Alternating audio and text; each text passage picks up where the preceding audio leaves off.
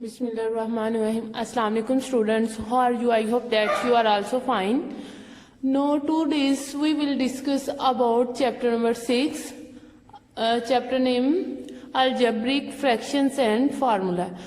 First you should also be know about the fractions. Then we will discuss about the algebraic fractions. Now we will come back towards fractions. Fractions के बारे में आप लोगों को पहले पता होना चाहिए. इसका रिकैप पहले बता दूं कि क्या है fractions.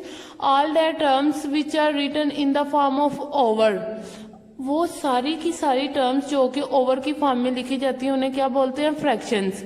For example 2/3, 7/5 up to so on. इस तरह से जितनी भी टर्म्स जाती जाएंगी वो सारी क्या होंगी?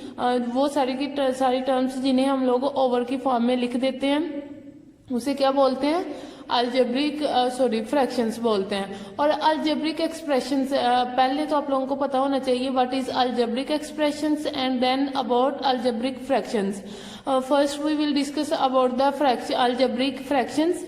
अलजेब्रिक फ्रैक्शंस वो होती हैं, अलजेब्रिक वो टर्म्स होती हैं या वो एक्सप्रेशंस हैं जिनमें वेरिएबल्स यूज होते हैं, साथ में कांस्टेंट टर्म्स यूज होती हैं और उनको वेरिएबल और कांस्टेंट टर्म्स को प्लस या माइनस के साइन के साथ जोड़ा गया होता है. उसे क्या बोलते हैं? अलजेब्रिक फ्रैक्शंस, अलजेब्रिक एक्सप्रेशन बोलते हैं. तो जब अलजेब्रिक एक्सप्रेशंस को ही हम लोग ओवर की फॉर्म में लिख देते हैं उसे बोलते हैं अलजेब्रिक फ्रैक्शन. ठीक है ना. ये जैसे कि आप लोगों के सामने नजर आ रहा है 2x + 3, ये एक अलजेब्रिक एक्सप्रेशन है और x + 1 ये भी एक अलजेब्रिक एक्सप्रेशन है. इन्हें ओवर की फॉर्म में लिख दिया तो ये क्या बन गया? Algebraic fraction. और इसी तरह से अप टू सो ऑन. तो आज हम लोग जो डिस्कशन हमारी होगी वो होगी प्रैक्टिस नो 1 पे. तो today's our topic will be simplification by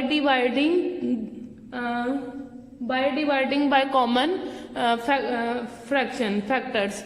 common factor से हम लोगों ने डिवाइड करना है. सॉरी मेरे पास बुक नहीं थी, वो बुक लेने लगी थी, इस वजह से ऐसा हो गया.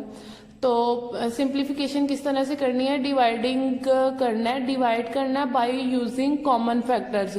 कॉमन फैक्टर्स जो सेम होंगे, कॉमन का ये मतलब होता है सेम, जो दोनों में सेम फैक्टर्स आ रहे हैं उन्हें कट कर देना और वो जो भी डिवाइड हो रहे हैं तो डिवाइड करने के बाद जो सिंप्लीफिकेशन करेंगे जो आंसर होगा वो हमारा सिंप्लीफिकेशन के बाद जो नई टर्म आएगी वो हमारा आंसर होगा.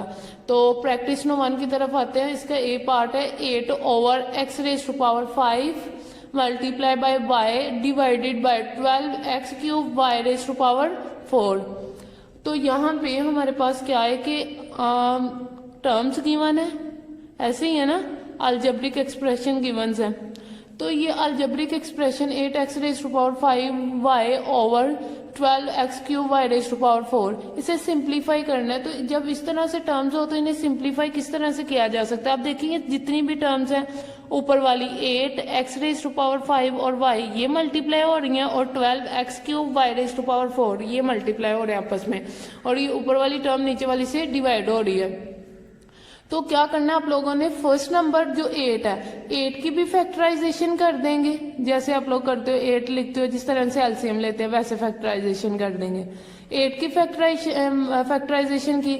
x⁵5 का क्या मतलब है? x कितने टाइम्स लिखा जाएगा? 5 टाइम्स. x को हम लोगों ने 5 टाइम्स लिख दिया. y 1 टाइम्स आ रहा है तो y को 1 टाइम्स लिखा डिवाइडेड बाय 12.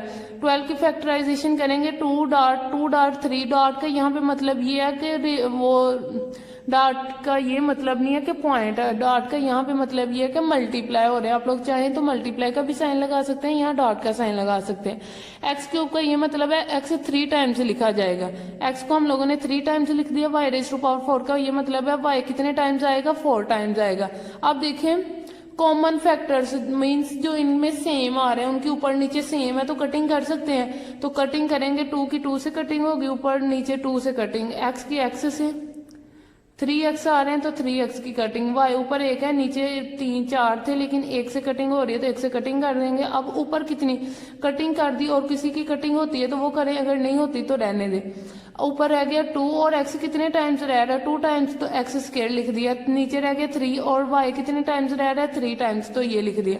ये हमारा. इसको और ज्यादा सिंप्लीफाई कर सकते हैं. नहीं कर सकते। 2 और 3 की कटिंग नहीं हो सकती, एक्स स्क्वायर की वाई क्यूब के साथ कटिंग नहीं हो सकती, तो यही इसका आंसर होगा।